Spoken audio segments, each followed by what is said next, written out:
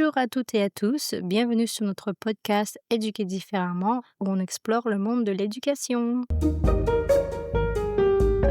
Bonjour Hélène, aujourd'hui nous allons parler un peu de la dyslexie. Eh bien, donc moi, c'est Hélène, j'ai 44 ans. Donc, je fais partie des premières générations d'enfants un peu diagnostiqués, pas traités, pas compensés du tout. À l'époque, je crois qu'on a dû repérer mon problème en CE1, si je me rappelle bien. J'ai commencé à aller voir orthophoniste. À l'époque, l'orthophoniste n'était pas très calé comme aujourd'hui pour aider les enfants 10. Donc elle a décelé une dyslexie à l'époque. Dysorthographie, pas encore, parce que j'étais encore plus petite. Mais en aucun cas, ça a pu m'aider. D'accord. À part mettre le doigt dessus, ça ne m'a absolument pas aidé parce qu'il y avait rien de fait à cette époque Ok, donc pour les enfants 10. ils ont juste diagnostiqué et c'est tout. Voilà, Ouais. j'ai eu quelques séances chez l'orthophoniste. J'ai encore des images où on me mettait devant un tableau et écrit ce que tu veux. Ok, Voilà. Donc en fait, c'est pas quelque chose qui m'a aidée. Alors savoir que je suis dyslexique, mais j'ai pas une dyslexique la plus forte qui puisse exister. Mais à l'époque, pour lire, c'était compliqué. Lire à haute voix, c'était quasi impossible pour moi, mais jusqu'à la fin du lycée ah ouais, et encore après.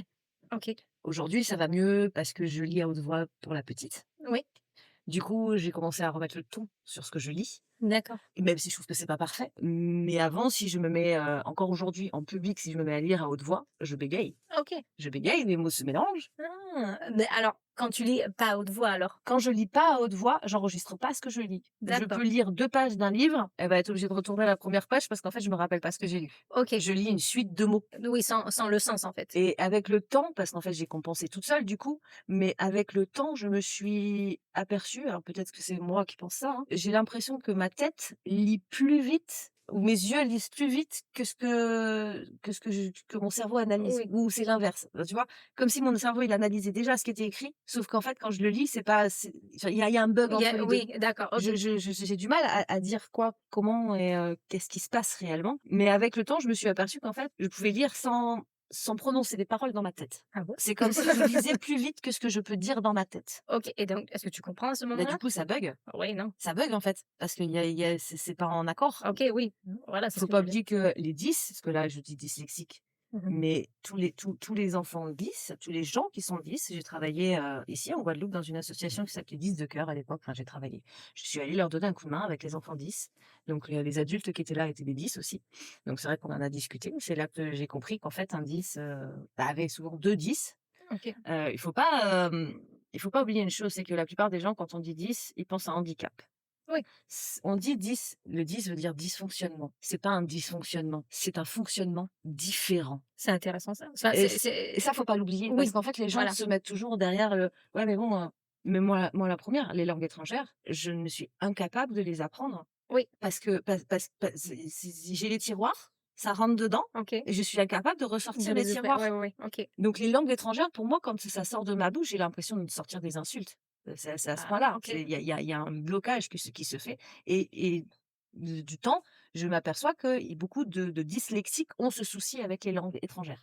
Mais même le créole, Oui, qui est une langue qui se rapproche quand même vachement du français, oui, oui, oui. mais qui est complètement déstructurée. Par rapport au Oui, français, c'est complètement déstructuré. oui, Il y a oui, pas de c'est vrai. sujet, il y a pas de verbe, c'est que de bah non, c'est que des images. Oui, si tu veux, oui. Pour beaucoup, c'est quand même D'accord. que des images. Ouais, Pour moi, mais c'est super compliqué d'accord. parce qu'en fait, comme j'ai ce dysfonctionnement, même si j'aime pas le nommer comme ça, Mhm. heu, j'ai fait tellement d'efforts pour essayer de créer des vraies phrases Oui, qu'aujourd'hui, tu me dis quand je suis arrivée en Guadeloupe il y a 20 ans et qu'on me dit: «Mais en fait, c'est comme ça le créole», mais non, je peux pas parce ouais, que c'est ouais, complètement ouais. déstructuré. J'ai tellement mis de temps à essayer de structurer dans ma tête ce qui se passait pour pouvoir le ressortir que c'est compliqué.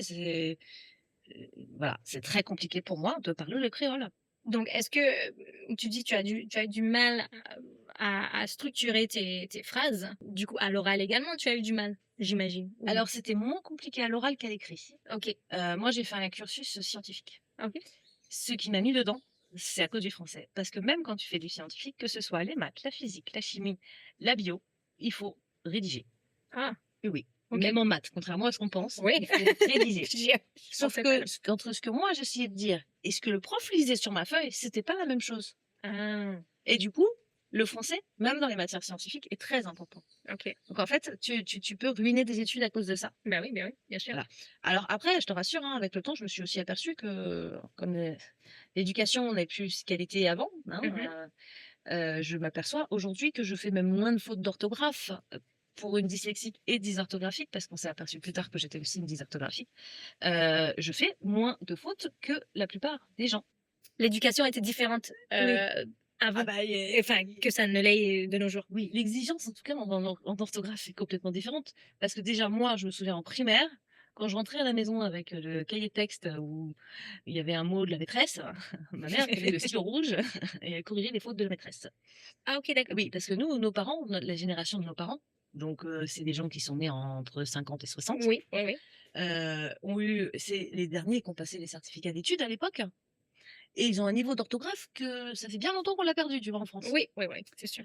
Et c'est vrai que pour ces gens-là, c'est choquant. Que la prof ne sache pas écrire. Oui, Oui, que ça c'est des sûr. enseignants qui Oui. apprennent à écrire à tes enfants ne fassent des fautes. Non, après, que te dire? Problème de dyslexie, donc effectivement, à l'époque, moi, j'ai été beau primaire hein, parce que, bah, avant que ce soit réellement décelé, comme je bégayais, donc ça voulait dire que j'avais pas travaillé mes leçons. Ah OK. Donc je me souviens, je partais avec le pitre de la classe. OK, carrément. Bah oui, et je me tapais des tours de cours parce que, avec le livre, parce que j'avais pas réussi à faire, donc c'était que j'avais pas travaillé, sauf que je travaillais. Mmh mh, mmh mh. Et parce que aussi enfin, tu parlais d'une différence dans les écoles avant et maintenant et même la manière de régler Aussi, ce problème, enfin pas de régler ce problème, mais de si s'adapter. Il y avait oui, aucune adaptation à notre époque. non, Il mais y en avait même pas. de la part des enseignants, je Oui, veux dire. oui, oui, il y avait pas d'adaptation par rapport les enseignants n'adaptaient pas, c'était tu suis ou tu crèves. Enfin à l'époque, Ouais, c'était ouais, ça, hein. ouais, ouais. Même s'ils le savaient, il y avait peut-être une petite tolérance en se disant: «Bon, on va être un peu moins sévère avec cet enfant-là». Oui. Mais tout a continué, normalement. Aujourd'hui, un enfant, qui est, diagnostiqué 10, je vais rester juste dans le 10 parce qu'il y a pas que la dyslexie. Mmh. Un enfant qui est diagnostiqué 10 a le droit à des aménagements. Oui. Il a le droit à une AVSI avec lui. Une? J'ai une AVSI, ça s'appelle, je crois. La Ah oui, personne la personne avec, une OK, AVS. d'accord. Oui, La oui. personne qui vient éventuellement, selon le degré du 10, ils ont le droit à quelqu'un avec eux qui fait la prise de notes et cetera.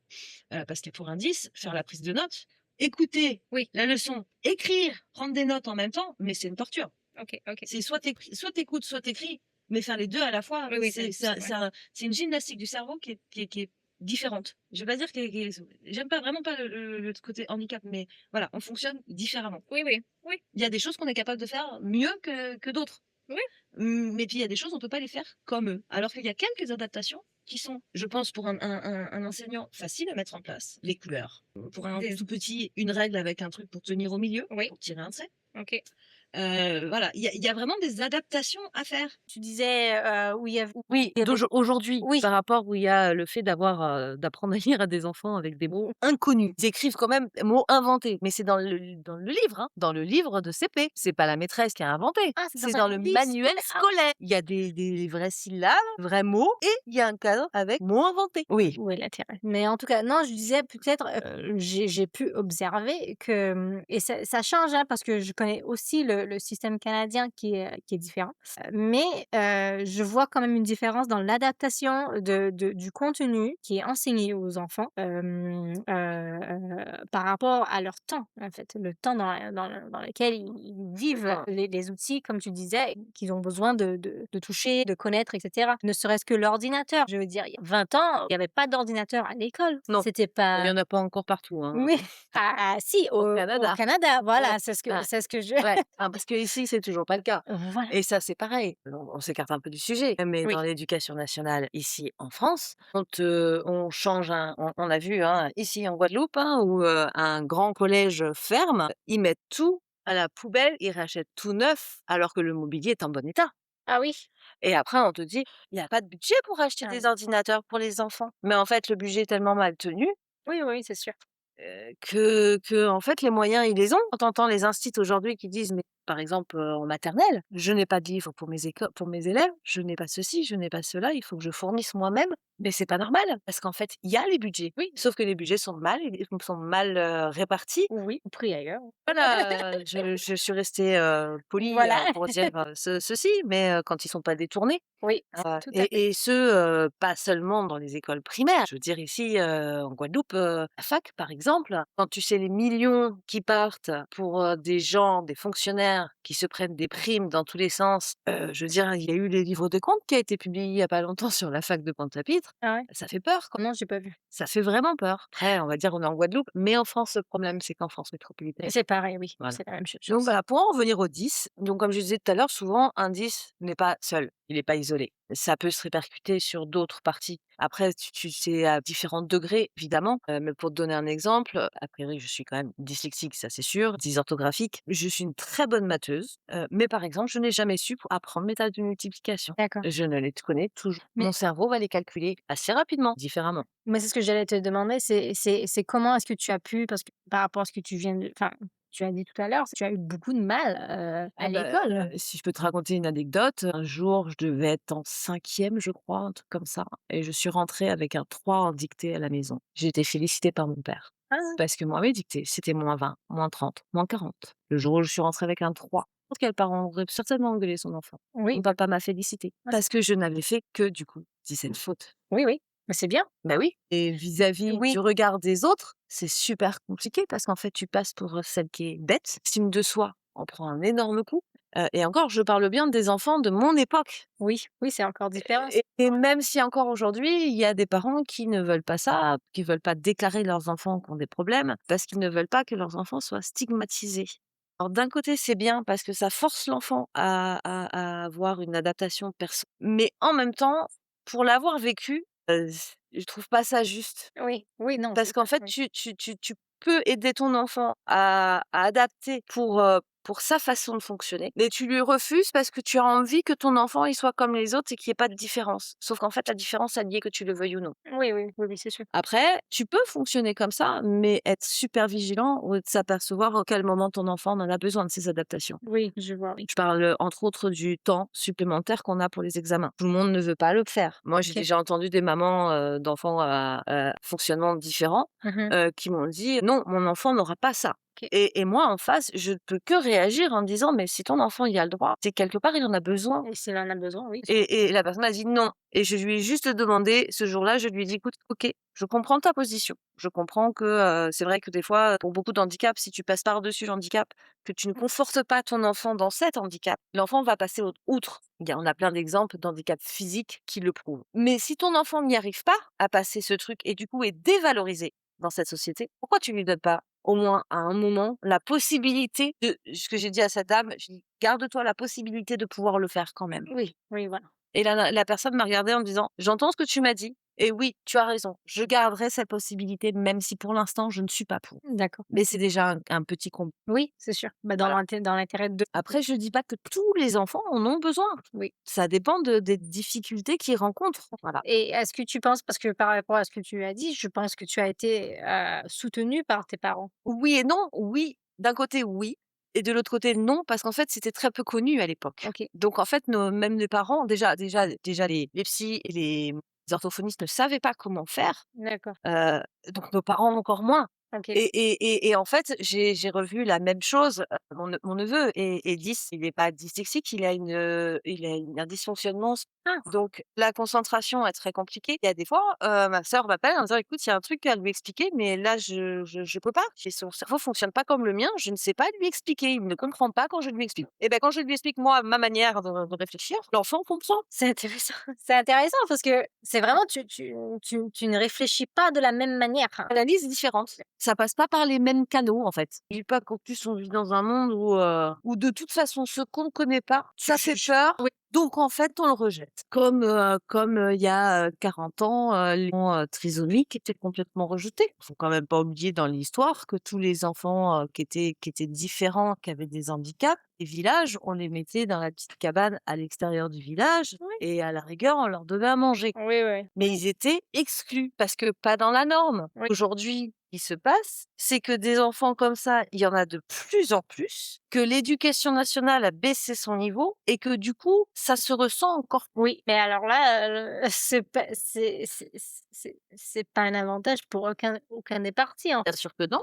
Et même pour les enfants qui sont dits normaux, Oui. c'est pas un avantage Non? non plus parce qu'en fait, les références qu'ils ont, ah bah, moi j'ai des bonnes notes, hein, comparé à lui. Oui, enfin lui, il a un handicap que toi tu n'as pas. Oui. Toi, les cours, ils sont adaptés à toi, pas à lui. Oui. Alors que normalement, dans notre société, on est censé avoir l'éducation, pour tous Oui, au oui, même c'est ça. niveau. C'est ça. Sauf que c'est plus le cas. Non. Il y a cet aspect-là aussi dont on n'a pas parlé. Il y a des fois quand je parle, tu penses un mot, c'est un autre qui sort. Mais OK. toi, tu as entendu le mot que tu as pensé, hein. Ah OK, donc tu Ou t'entends pas? non, Enfin, OK. non, alors je dis pas que c'est tout le temps, mais ça arrive Ça que oui, oui. j'ai des mots qui sortent et la personne me dit: «Tu as dit ça». Mais non, je t'ai dit ça.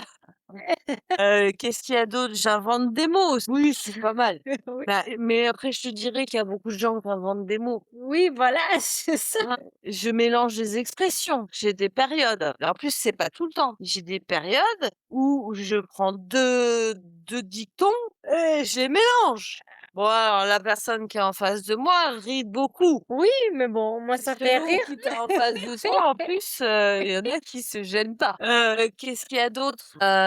Tu écris, puis d'un coup, aussi, bah, tu sais quoi? Tu l'écris, tu le regardes et pour toi, il y a un bug. La plupart du temps, il est bien écrit. Ah ouais? Mais tu le regardes et l'identification visuelle ne se fait pas. Mais il y en a qui ont un système d'adaptation plus fort que les autres. Et les 10, entre autres, n'ont pas le choix que de développer ce système d'adaptation et d'analyse. Alors, au niveau des langues, je pense qu'un enfant dyslexique qui est bercé dans différentes langues dès le début, c'est quand même vachement plus facile. OK. Enfin, je pense. Oui. Je peux pas l'affirmer, Oui, je l'ai oui, pas c'est sûr. vécu, parce que moi, en plus, mes parents étaient nuls en anglais, par exemple, hein. Et la famille de ma mère était des instituts OK. et la famille de mon père était ça reste dans la classe ouvrière et mon papa est devenu ingénieur. Donc j'avais quand même un niveau d'études à la maison, qui permettait d'avoir quand même un cadre. Si j'avais eu un cadre, on va dire, plus modeste, je sais pas si on peut le dire comme ça, mais OK. ça aurait été encore plus dur, je pense. Qu'est-ce que tu penses que les parents pourraient faire pour que leurs enfants puissent Tu as les parents qui le prennent vraiment à cœur et qui veulent vraiment aider leurs enfants et qui vont y aller à fond, oui, pour adapter les choses pour leurs enfants. Et tu as au contraire les parents qui disent, «Ah non, non, bah non, mon enfant». oui, mais est-ce que tu penses qu'il y a des choses que les parents pourraient faire? La patience, déjà, la répercussion, elle est là aussi. C'est qu'aujourd'hui, alors ma petite est en CP, certes, mais quand il faut que je fasse faire les devoirs, il y a différentes choses qui se mettent en route chez moi. Oui, c'est sûr. Le rappel Oui. de la douleur de mes devoirs. Ouais. Donc du coup, ma patience à moi est plus compliquée parce qu'en fait, tu as une mémoire qui remonte. Oui, le stress, oui. Tu stresses de mal lui apprendre, de lui dire des bêtises, parce que toi, tu as adapté à toi. Oui. Mais du coup, tes adaptations à toi ne sont pas dans la norme de ce qu'elle apprend à l'école. Et donc du coup, il y a le fait de j'ai peur de lui apprendre de la mauvaise façon et Oui, que je du vois. coup Oui, oui. Sauf que la pédagogie, qu'on emploie dans les écoles et je parle plus spécifiquement pour la maternelle et les la classes plus primaire. jeunes, ouais, primaires, ne sont pas adéquates, aux besoins de l'enfant. C'est-à-dire que c'est ce que tu disais comme adaptation qui pouvait être faite dans la classe, les couleurs et cetera. Ça, c'est propre, ça, c'est un besoin pour tous les enfants. J'ai pu constater en tout cas, en chantant, dansant, des choses comme ça reste Bah oui. dans la mémoire. Plutôt que de l'écrit, l'académie enfin, classe académique, c'est ça. c'est pas ce qu'un enfant a besoin et un enfant a besoin de jouer. Un enfant a besoin de jouer. Il a besoin que ce soit un peu ludique. Par contre, pour un dyslexique, lire des phrases qui sont mal écrites, c'est horrible. Les jeux de mots, tu sais, les jeux de Oui, mots les jeux de mots, oui. que tu entends à l'oral. Oui, oui, oui, oui. Moi, je les lis dans ma tête, je le comprends pas, en fait. Et des fois, je dis à mon compagnon, je dis: «Tu m'expliques?» Oui. Et là, des fois, il me regarde, il dit: «Lis-le à haute voix». Je dis: «Ah ouais! Ça y est, j'entends!» Oui, oui, oui. Oui, mais c'est ça, c'est pareil avec les expressions. Des fois, tu as besoin de les entendre pour les comprendre. Alors, il y a une chose qui est marrante aussi, alors, j'ai très peu lu dans ma vie, Bien sûr. parce que du coup, c'est pas évident de lire un livre quand, au bout de 2 pages, tu te rappelles pas ce que tu as lu au Oui. début de la page. Mais j'en ai lu quand même certains J'en ai lu un, par exemple, où tous les personnages, c'était des pays de l'Est. Donc des noms Oui, oui. à dormir dehors, hein. Moi, en tant que 10, même pas j'essaye de le lire. Non, mais je suis honnête, hein, je vais même pas essayer de le lire. Ouais. Et j'ai lu un livre comme ça, où en fait, tous les noms, j'avais photographié le mot et je l'avais remplacé par un autre nom. C'est un autre C'était nom. tellement perturbant dans ma lecture d'essayer à chaque fois de relire le mot, Oui. de l'enregistrer. Non, j'ai carrément changé le mot. Le nom, je l'ai changé. J'ai mis un nom que je connais, tu vois, Oui. au Oui. lieu de monsieur Slauberger-Gilga, monsieur Albert. Non, mais C'est des techniques, oui. c'est bête. Des Comme ça que techniques. j'ai réussi à lire le livre parce que sinon, j'aurais jamais pu le lire. Mais à côté de ça, ma prof de français, elle était étonnée que j'arrive à lire des livres de Victor Hugo, par exemple, comme Ruy Blas. Elle me dit, toi, tu arrives à lire ça. Et ça m'avait passionnée. Je pense que aussi le problème, c'est que les professeurs, les enseignants ne sont pas formés à ça. On leur donne un programme avec des choses imposées, mais même eux, des fois, sont pas d'accord avec ça. Et alors, je vais faire une référence à quelque chose que tu as dû connaître. Ici, aux Antilles, quand on apprenait les histoires des Antilles, on leur disait qu'ils étaient descendants des Gaulois, parce que Oui. c'est ce qui était écrit dans le programme. Et les instits sont pas cons, ils le savent bien, hein. Mais ils étaient obligés de l'apprendre à leurs élèves. C'est toute l'aberration de cette société française. Oui, oui, c'est horrible. Et c'est toujours d'actualité pour, par exemple, tout le chapitre sur l'Algérie. Aujourd'hui, ça m'est arrivé, j'étais au lycée, quand on a abordé le chapitre de l'indépendance de l'Algérie, savoir que ma mère est pied noir. Mhm. Donc, j'ai entendu des choses dans ma famille. Oui, oui. Et la prof a commencé à nous raconter des choses. J'ai attendu la fin du cours, je suis allée voir le professeur et je lui ai dit, mais madame, ce que vous nous avez dit tout à l'heure, c'est pas vrai, c'est pas comme ça que ça s'est passé. Elle m'a regardée, elle m'a dit, oui, je sais. Je lui ai dit, bah, pourquoi vous nous l'apprenez? J'ai pas le choix. Ah oui, ok, carrément. L'éducation nationale, c'est ça. Carrément. Alors, bien sûr que je donne des exemples bien précis, mais si ces exemples bien oui, précis fonctionnent, sur d'autres sujets, ça doit oui, être, je dis pas sur tous les sujets, mais comme c'est imposé, le professeur est obligé. ça dépend vraiment parce que dans ma classe, j'ai employé des pédagogies alternatives. Donc, l'enfant commence vraiment à comprendre le sens des lettres et des sons et tout ça dès l'âge de 3 ans. Et c'était pas quelque chose d'imposé, c'était quelque chose que l'enfant, Demandeur. oui, là, il était demandeur. C'est pareil, tu as aussi tous ces enfants qui sont, alors comment ils disent maintenant, HPI, Oui, oui, oui, ah oui, ils sont très intelligents. Bon, alors après, des HPI, il y en a pas tant que ça, comparément à ce que les parents aimeraient que leurs enfants soient oui, super intelligents. oui. Non, c'est des enfants, laissez-les grandir et garder leur insouciance, c'est important. Et puis, il y a une chose que je voulais te dire aussi. Des fois, on dit, je vais essayer de faire attention aux mots que j'emploie parce que je sais pas comment te le dire. Les enfants dits sont souvent une sensibilité, j'ai pas envie de dire extracorporelle parce que c'est pas du tout ça, mais une sensibilité à d'autres formes de paroles, Mmh. de communication, pas de parole, de Mmh. communication, et d'information qui n'est pas normée. Donc, tu as, bah, l'information, j'en parlais tout à l'heure avec ton petit bout de chou, l'information énergétique. Oui. Ils sont plus sensibles à ça.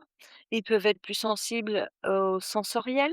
Ils peuvent être plus sensibles les enfants 10, alors dans l'association, dont j'ai fait partie, ils disaient que les enfants 10 avaient souvent des dons. Moi, j'appelle pas ça des dons, c'est des capacités Mmh. que la norme n'a pas forcément, ne développe pas, mais les enfants 10 sont plus aptes justement à développer, ces capacités que l'être humain a, parce Mmh. qu'on les a tous. Oui. Donc c'est pour ça que le terme don ne me convient pas, parce qu'en fait ces dons-là, sont communs à tout le monde. Tout le monde y a accès, sauf qu'il y a pour certaines personnes, c'est plus facile, c'est plus naturel, on se pose pas la question, ça fait partie de nous.